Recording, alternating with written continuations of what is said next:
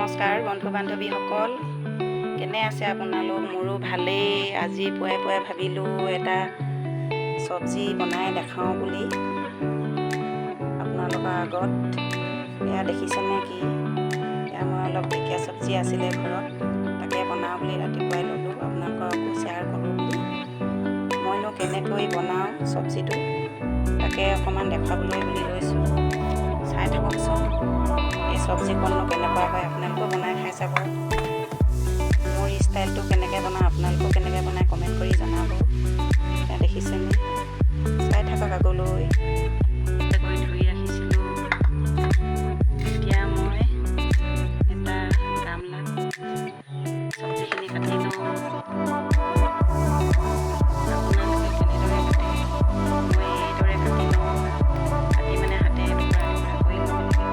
দাইল বহাই থৈছিলোঁ, দাইলখিনি অলপমান উতল অহাৰ পিছত সিজাৰ পিছত মই ইয়াতো কেইডালমান ঢেকীয়া দি দিম। এয়া দেখিছে, আৰু এই উতলি থকা দাইলখিনিতে দি দিছোঁ। এই অলৰেডি হৈ গৈছে, তাত নিমখ হালধি দি দিছোঁ। আৰু ইয়াতে মই এতিয়া অলপ সিজাৰ পাছত টেঙা চেপি দিম। যিহেতু ঢেকীয়া দালিৰ লগত টেঙা চেপি দিলে বহুত ভাল লাগে খাবলৈ। আৰু এইফালে মই কাটি লোৱা ঢেকীয়াখিনি কেইটামান বুট মিহলাই দিছোঁ। বুটৰ লগত এৰেঙাকৈ কেইটামান বুট দিলে ভাল লাগে চব্জিখন খাই। আৰু এইফালে মই কেৰাহীও পাতি ল'লোঁ, তাতে তেল অকণমান দি দিছোঁ। বৰ বেছি তেল দিয়া নাই বাৰু। আৰু ইয়াতে মই পিঁয়াজ দি দিছোঁ, তাতে আৰু দুটা জলকীয়াও মই দি দিছোঁ। আৰু এনেদৰে লৰাই মেলি তাতে অকণমান মই জিৰা গুড়িও দি দিছোঁ। আৰু মই কাটি থোৱা ঢেকীয়া চব্জি মিক্স কৰি থোৱা এইখিনি তাতে দি দিছোঁ। আৰু চব্জিখন এনেদৰে লৰাই মেলি ঢাকি ৰাখিব অলপ দেৰি কাৰণে। আৰু অলপ পাছতে এইখিনি হৈয়ে গৈছে। দেখিছেনে বাৰু? ইমান ধুনীয়া এটা চব্জিকণ, কালাৰ এটাও হৈ গৈছে।